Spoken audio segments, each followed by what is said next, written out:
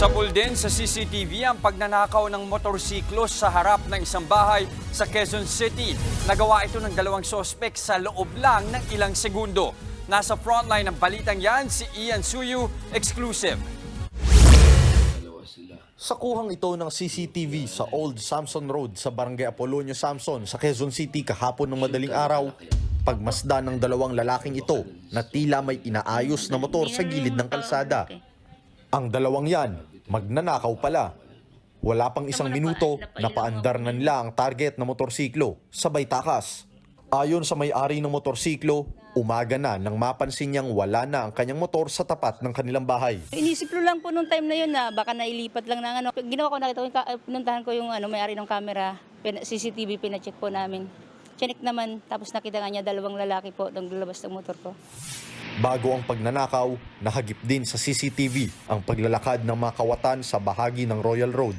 Nakita rin ang pagdaan nila sa tapat pa mismo ng barangay hall habang tangay na nila ang motorsiklo hanggang tuluyan na silang lumabas patungong EDSA Balintawak. Kapansin-pansin sa CCTV footage na tila alam ng mga suspect ang pasikot-sikot ng lugar at mabilis din nilang natangay ang motorsiklo. Dito nga sa bahaging ito ng Apolonio Samson sila umexit at makikita sa likuran ko ang bahagi ng EDSA Road kung saan sila tuluyang dumaan at hindi na nasundan pa. Dahil sa nangyari, labis ang panghihinayang ni Lerna lalo't ginagamit niya raw ang motor sa pang-araw-araw na hanap buhay. Bakit ganun? Napaka-importante kasi nun sa amin eh. Sana po, wag ginagawin sa iba. Kung sana mahuli. Gusto ko lang naman talaga mahuli sila. May balik yung motor ko, mas maganda po. Naipablatter na ng biktima ang insidente sa Quezon City Police District.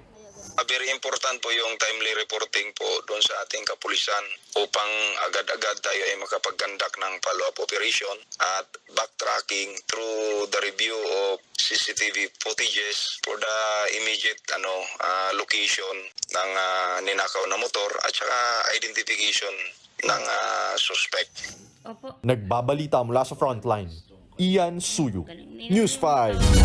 Mga kapatid, Jess De Los Santos po. Iba na ang may alam at may pakialam sa panahon ngayon. Para sa tuloy-tuloy na balitaan sa frontline kahit weekend, mag-follow at mag-subscribe